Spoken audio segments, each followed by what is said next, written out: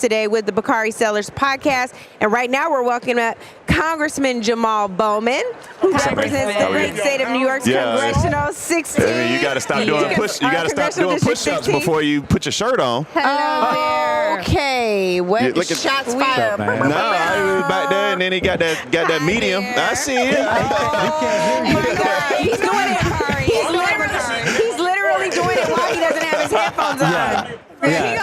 He gonna get you back. He's setting you up, Jamaal. No, there you go. I'm just happy you're here. Congressman. Congressman. Yes, we are so happy to have you with us. Thank you for joining us. We're going to call you Congressman as long as you in the House of Representatives. No, he'll be Congressman until he runs for Senate. Right. We'll call him a senator. Exactly. How about that? A lot of people, I do want to just say, Congressman, thank you. I know you're busy, and thank you for joining us. I do just want to say a lot of people don't know a lot about your background, but you are a PhD. You have worked in education. You are married to an educator. And, sadly, you lost your congressional bid. We talked about it on our show. But your background kind of got lost in that narrative. Thank you. I'm curious because, we're here at another historic Democratic National Convention. There are protests out that were connected to a lot of the issues arguably why you may have lost your district. Right. What would you like to say to the Native Land Pod audience today? First of all, peace and love to you all. Really good to be here with you. I think this is the first time Angela has interviewed me on any platform. So great to be with Angela, Bakari, brother Andrew. You and I go way back. Yes, sir. Well, good to be with you all. And yes, education for 20 years before running for Congress. Teacher, guidance counselor, middle school principal for 10 years. Now the PhD, EDD in education leadership. You're still a doctor. Still a doctor. Dr. Congressman Jamaal Bowman. Circles. But yeah, I ran because of my kids. I governed for the kids and families who have been marginalized and least lost and left behind. It was a great time in Congress. The work will continue for the rest of my life. We all gonna fight for justice no matter what.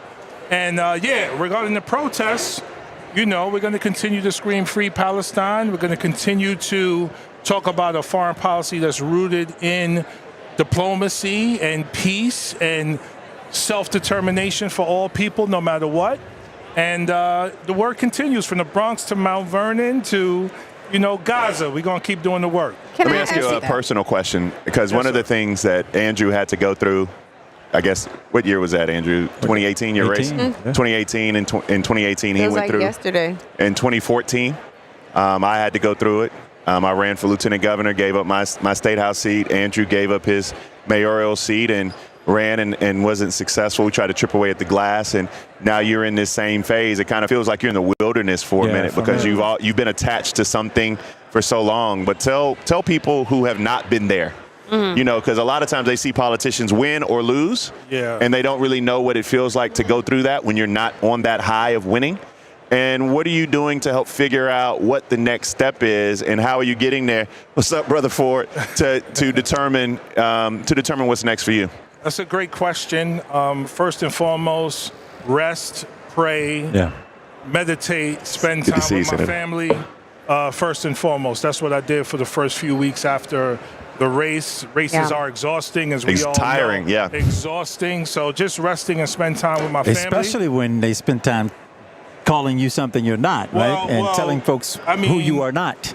More money spent against me than any congressional race in history. Wow. And so the ads were constant. The mailers were constant. It was really, really crazy. So first and foremost, rest. Secondly, quite honestly, I feel a sense of liberation after this loss, because it's not really, every loss is a learning experience. And I learned a lot in Congress for 4 years. I still have deep, great relationships in Congress. I'm going to continue to have those relationships. But you can have impact and do good work outside of Congress. Sure. And in Congress, sometimes, I'm a little rough around the edges, so I would get myself in trouble every now and then in Congress. Now I feel like, okay, I'm a private citizen who's still going to do everything I can to serve the people of my district and around the country and around the world. Can I ask you, speaking of around the world, one of the things that Congressman Thompson just talked about when he was on is that in his district, the issue of Israel-Palestine is like a number 20 because folks are out just of 15. Say it again. Out of 15. 20 out of 15. Oh, 20 out of 15. Okay. Yeah. All right. So, but my point is that he was saying that they are just on kitchen table issues and survival themselves. What do you say to folks who have taken this on as issue number one? Right. And the folks who are seeing this huge gap of it being number 20 out of 15. How do we close that gap? Because there is so many similarities between these causes of oppression and fighting against it for liberation. Yeah, I think it speaks to the diversity of our country and the diversity of our district. Like, depending where you are, it may not even be on the radar. Right. At the same time, in my district, it was very heavily on the radar, particularly on the other side in terms of when you look at the majority of Americans support a permanent ceasefire, but most people in my district who voted against me do not support that. And so it was a top issue in my district. For the kitchen table issue people in my district, the conversation around why are we spending $4 billion a year to support the killing of women and children and civilians in Gaza when I'm struggling to pay my rent, I'm struggling to pay my mortgage, I'm struggling to for child care, I'm struggling to pay my utilities, I'm struggling to afford my day-to-day existence, and we're spending billions overseas to support war. So that's one way to bridge the gap. Secondly, and we could debate this in different settings, many people see our support of the state of Israel and the way Benjamin Netanyahu in particular is behaving as supporting white supremacy. Yes. And that white supremacy is oppressive to black and brown people here all the time. Whether you look at Project 2025 or even some of the Democrats' policies, historically tough on crime policies, white supremacy impacts us all. Impacts us in the justice system or injustice system, in the healthcare system, the education system, and housing, and it impacts us in our foreign policy. So those are a couple of ways we bridge the gap in our district. I love that through line. I think that makes so much sense. Given, though, that there are, a significant amount of young people, especially, who are protesting and pleading with Vice President Kamala Harris, our president-elect, I speak it into existence. Soon to be president. Yes. Absolutely. Given that there are people, though, who are frustrated by the current administration's policy, on President Biden's watch, the amount of fiscal support that has been given to Israel, what would you say to those young people, which I think is what Angela was alluding to, for those people who are making it their central issue? What is your piece of advice? Because it's not going to be better under a President Donald Trump. No, it's not. So how can they continue to be heard, I guess, and apply pressure, but also support this president? Because honestly, to keep it a buck on native land, it's starting to feel like, sometimes the on the Palestinian side, it's like, black people are supporting white supremacy. It's like, time out. No. Don't let the oppressor divide our community. That's one of the insidious aspects of white supremacy. It's constant divide and conquer. It's very challenging because I've met Palestinians who have lost 20, 30, 40, 50 members of their family in Gaza because they all live together. And so you bomb a building, you're killing generations of people. So it's going to remain a top issue for the Palestinian community. It's going to remain a top issue by extension for the Muslim community, for the Arab community, and for Middle Eastern communities. And so continue to speak up and protest as what our country is founded upon. But you also got to understand that when we talk about the fight against white supremacy, black people have always been at the forefront of that fight. Right, absolutely. And we will continue. Look at this brother here. See, he's in full African garb. We love Roland Martin. We wanted to bring Roland Martin up. Let me just tell you guys. You ain't got this much flavor. Okay, hold on, flavor of the week. I just want to tell you, Roland, and for all of our listeners, you guys, Tiffany knows. Tiffany's always telling me I need to calm down. I'm always ready to have a meltdown. I was literally about to be in tears. Tiff is action-oriented. Shut up. Tiff, with her ability to just think and problem solve, went over to Roland and was like, Ro, We got this problem with our cameras. Can you hook us up? Roland's like, say less. He let us borrow some equipment so we can have this live stream today, y'all. We don't know what was going on with our stuff. I let you borrow a $5,000 fly pack that we had built. Let him have his moment. No, Tiff. no, I'm just let him have it. No, I'm just letting you know. So. No, but we're very, very grateful. It would not have happened without you. I know our listeners and our viewers are very grateful. So we thank God for you, Roland Martin, and your full. And I'll say Aquaba from all the people who are watching in Ghana because he is in full African garb. You got that right. Okay. But I'm gonna thank Alpha version. You got that right. Always. But I'm gonna thank our Black Star Network folks who give to our show, because that's how we were able to buy 2 of those. We brought 2. We only using 1, so they made that possible. God, look at God. Thank God for y'all. Well, thank you, Ro. So if anybody out there listening and y'all want to give some money, go to our Cash App, $RM Unfiltered, PayPal Martin Unfiltered, Venmo is RM Unfiltered, and Zelle Roland at RolandSMartin.com. Bro, can I just say though, this became a Roland Martin and Bakari podcast collab. We're so grateful. They still interviewing me, man. Can we finish first before you could. No. Jamal, you almost didn't get no interview, Chad. We pressed the pause button. Failing. Bro, I just want, while we have you though, I do want to seriously thank you, because you know, you and I as journalists, how important it is to not only have Black faces but Black voices. And the Black Star Network, you carry things that are not carried. Vice President Kamala Harris held a rally. 3 million people watched online, and the major networks did not carry her. There are so many things that happen that a lot of our community. Yes, but even your outside emphasis of that, on HBCUs. Yes, your work in HBCUs, your endless love for Alpha Phi Alpha Fraternity Incorporated. Tell your frat brother stop breaking my heart. My frat brother, Governor Westmoore. What up, 06? Governor Westmoore, come Can't take y'all nowhere. Governor. Come say hi. I think he's supposed to be on with us on Wednesday. We'll see you Wednesday, Governor. We'll see you Wednesday. But, Ro, I just want to thank you for that work, because you are integral to the community. And so if you don't watch Black Star Network, please support Roland Martin. Well, I'm gonna tell you how blackout coverage has been. Anytime somebody Black come on the stage, I'm like, okay, everybody stop talking, back to the stage. Speaking of which, Kamala Harris on stage right now. No, she's not. Right now, you will see the mayor of Chicago. No, she is on stage. She's on stage, you guys. Vice President. Why are we seeing different? Yours is probably delayed. Oh, yeah. That's a because you watching it on Black Star Network over here. It's on CP time on Black Star Network. Bakari's not. Bakari's a hater. But he's a hater. Black people. He said you watching it on CP time. He's also not technically savvy. I'm not. Because there's a live feed here at the United Center, and if you're streaming it, there's a delay. Yes. That's somebody who still has a flip phone. Yes.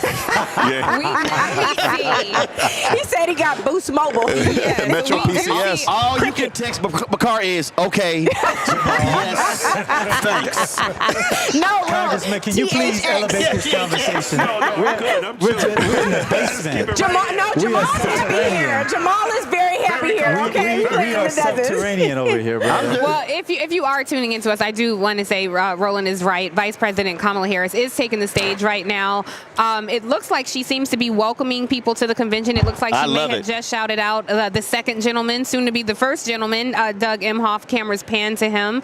This is not her keynote speech, which we will hear, of course, Thursday. And please tune in to Native Land Pod live. We will be live on Thursday right before she speaks. So we'll be talking about all the primetime speakers. But yes, she is speaking right now. And tune in tomorrow, because we will talk about some of her remarks tonight. And it isn't typical, Tiffany, for the presidential nominee to be here this early. But I think this she looked good too. I think Look this at her. is partly an ode to her work in partnership with Joe Biden, President Joe Biden, who will be the keynote speaker this evening. Her unique position as his vice president, but who he's passing the torch to, but also as the soon-to-be nominee. That's right. Officially the nominee for the Democratic National Convention. And, It's truly a historic night. And let me say, when you talk about, I won't say ego-less, but to be a sitting president. Come on. Yes. Man. And to say, I'll speak on Monday, and I'm going to fly to California, and you have the convention.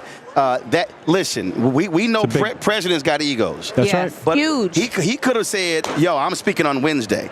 No. He said, I'll do Monday, and then you have the rest of the runway. Yeah. That's huge. Well, it was huge, Roland. I think you'd agree, for the man to be the most powerful leader of the free world so far as we know it. and believe he could run and win, and to step back and say, I don't want that fight. Our country doesn't need that fight right now. I said earlier, and I hope it'll be true this evening, the man ought to get so much of an ovation this evening that there's not time for his remarks, because our appreciation runs that deep for the sacrifice that he's made, not just at this moment, but over the arc of his political career. Jamaal, I'm curious if you have reflections on the I'm gonna leave you. Go ahead. We're gonna bring the mayor of Montgomery. I'm going to the floor. Y'all got an Omega coming up. Yes, indeed. That's a big step down from Alpha. I'm just Jamal, saying. I appreciate it, y'all. Thank you so much. We appreciate you. You saved the day. We love you, Rob. And Chris Berry at iHeart, I'm gonna send you the invoice. Yes. That actually is warranted.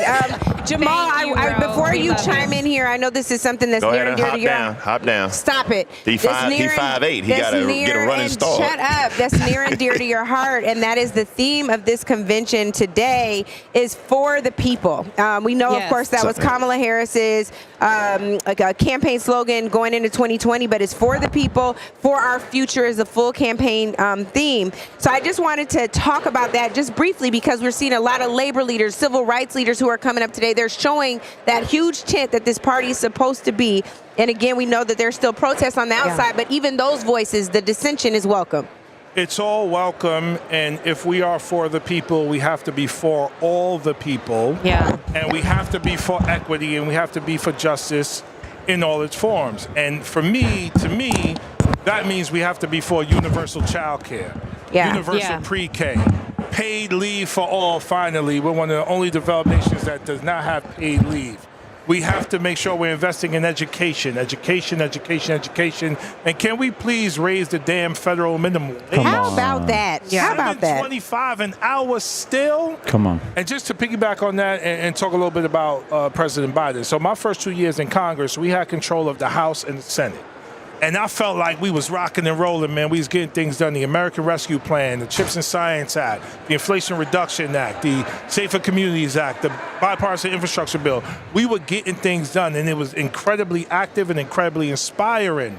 2 years later, Republicans come in, take control, and we literally stop doing the people's work. And so when we talk about contrast, to me, there's no conversation. Republicans want to shut down the federal government. They want to end the Department of Education. They want to defund health and human services. Democrats were governing for the people. We just have to continue that. And when President Kamala gets in, we have to support her on the outside by holding members of Congress, the House and Senate accountable to push a very aggressive agenda forward, because we need transformation right now. We do. Definitely. Speaking of transformation, real quick, Bakari, I do just want to welcome. Let me introduce a man that went to Morehouse. Bakari was like, it's a collab. It was a collab. And Tiffany be taking all the... You just go. Hurry up. Like it's Saturday mornings. Again. Welcome to my world. Welcome to my world. Treat me like I'm Andrew. Oh, my God, you guys, we love y'all. Don't be rude. Welcome back to the show. Tiff, now reclaim your time, Tiff. Young man from Morehouse College who is just exceptional in the amazing city of Montgomery. I love how we have the balance on this show. We have some people from the big city of New York, the Bronx, etc. The Boogie Down. The Boogie Down. And we also have people like Benny Thompson and Derrick Johnson. We now have the mayor of the amazing city of Montgomery, who is that's growing leaps and bounds. Just won a re-election not that long ago. Yeah, man. Appreciate you. Man, welcome to the show. Congratulations. Welcome to the show. Yeah, no, Thank you for being here. They talk about this environment, because you've kind of grown. It's amazing. We were talking to Mayor Baraka, the next governor of New Jersey, and he grew up in it. Yeah. And I kind of grew up in it as well. And you definitely grew up in it. Yeah. How does it feel to kind of grow up on your parents' knees, seeing all of these heroes and icons, and then coming to a something like this where you celebrate Jesse, you celebrate Fannie Lou Hamer, you celebrate now Kamala Harris still making history? What that feel like for you? Man, it's amazing. First, I want to thank everybody. Thank y'all for all the great work that you do. On behalf of the African American Mayors Association, all 500 plus African American mayors across the country, from Seattle, where I ran into your dad. Yes, indeed. All the way to Savannah. We got mayors representing all the D9 and all the organizations, all that stuff. All those things. And so, I think when you come here and you think back to Reverend Jackson in 84, and we sit here in 2024, and you think about his speech and his run and all the things that happened since then, it is just emotional. I mean, I can't describe it. I remember being here in '96, so I'll date myself, when Clinton was running for re-election, and Jesse Jr., you know, they were the new Jacks on the block. Yeah. All those guys, you know, and so, you know, thinking about this energy that we have here is just, you know, I almost want to say it's 08-ish, if I can say Very that. There's just a level of enthusiasm and energy that has just changed, and that is no disrespect to who I think has been one of the most transformational presidents in the last 75 years, and President Joe Biden. It's just a shift in energy, a shift in optimism, and I certainly think when you consider the history and the legacy that's tied to Chicago and all the things that have come to pass now with the nomination of Vice President Kamala Harris, it feels right. I mean, it's just a synergy that's with this. Yes, indeed. I want to acknowledge, Mr. Mayor, we recently celebrated a holiday out of Montgomery, Alabama. Some of you may refer to it as Augustine or Fade in the Water.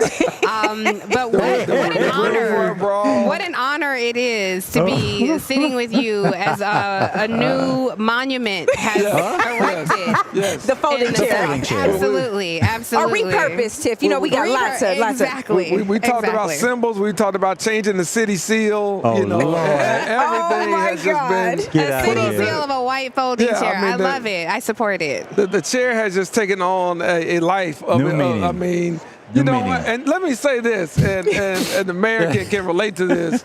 I had just left there. It was a back to school event. I mean, it wasn't 30 minutes. Oh, you started it. No, you was still there. Oh, no.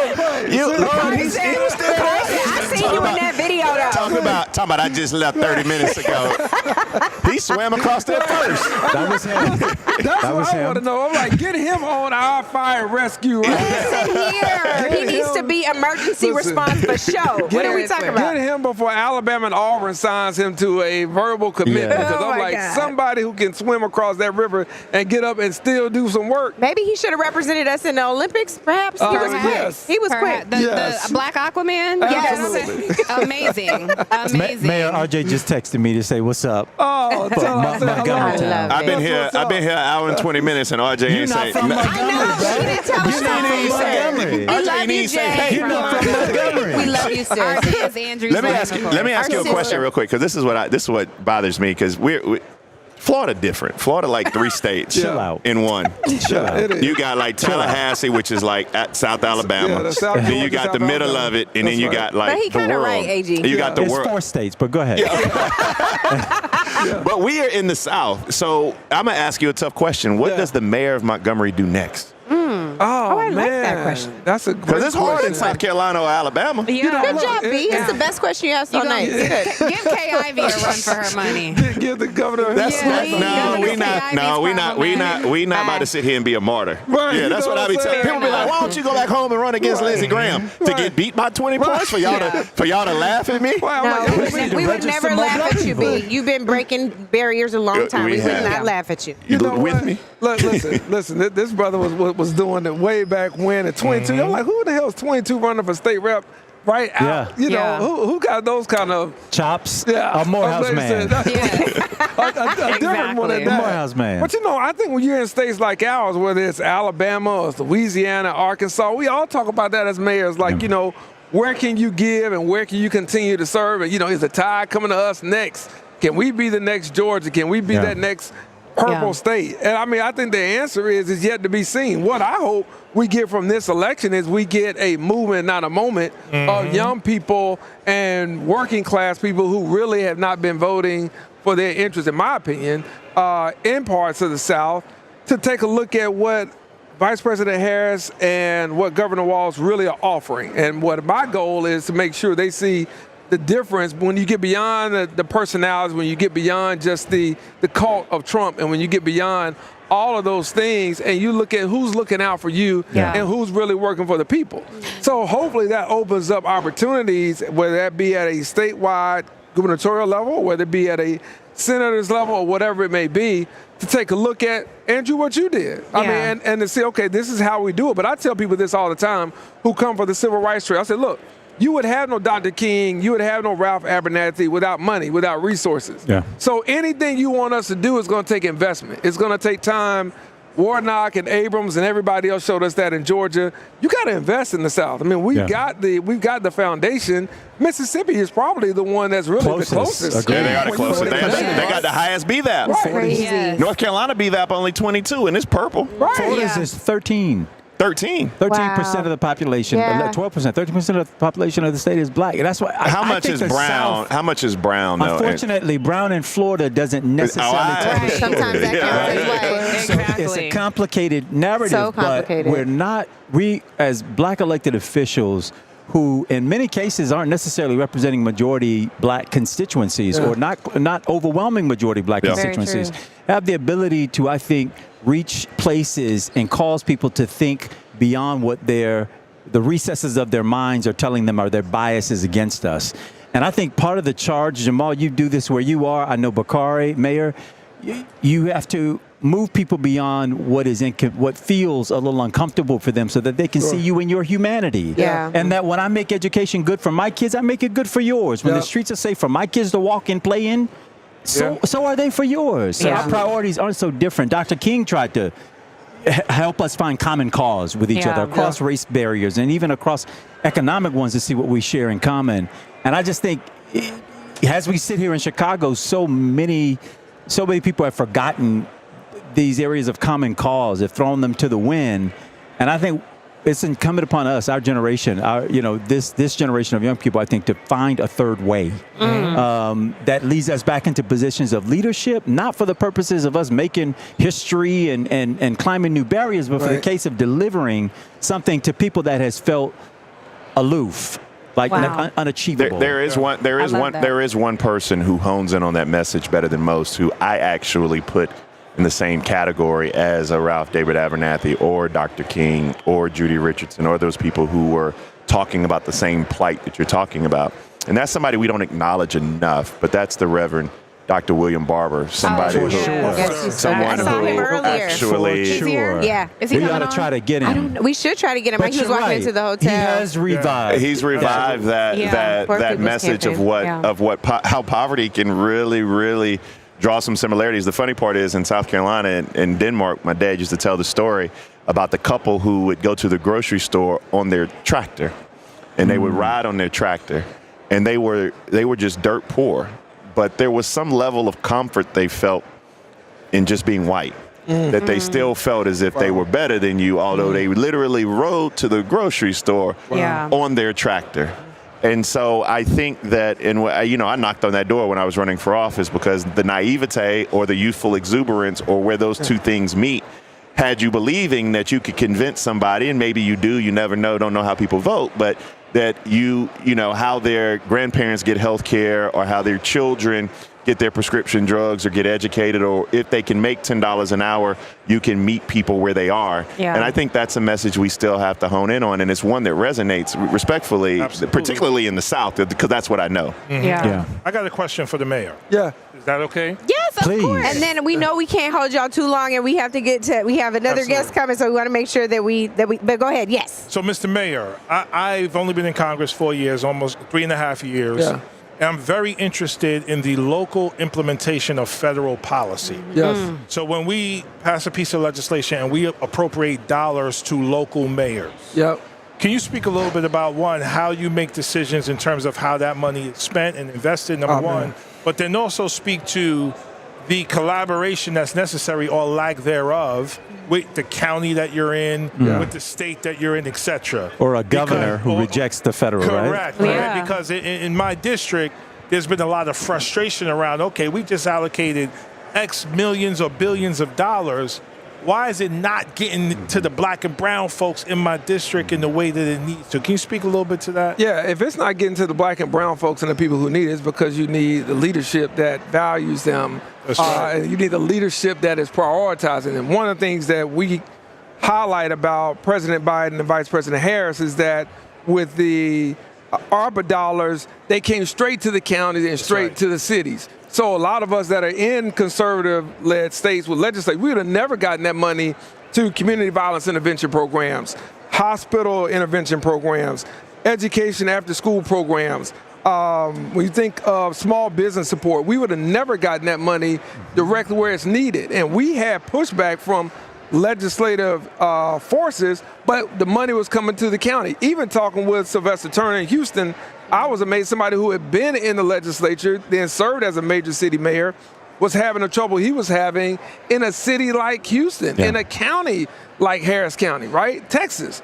But when you think about what this administration was allowed us to do, it allowed us to have the autonomy and the control to prioritize those things in the hood that we knew needed the help and needed the support.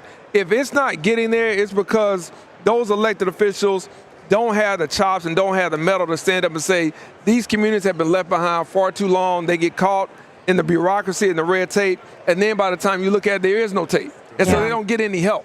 So what we were able to do was to say, you know what, we believe in equity. We're going to be unapologetic in our approach to this. We know who suffered the most from COVID. We know who had the hardest impact and who was hit worse.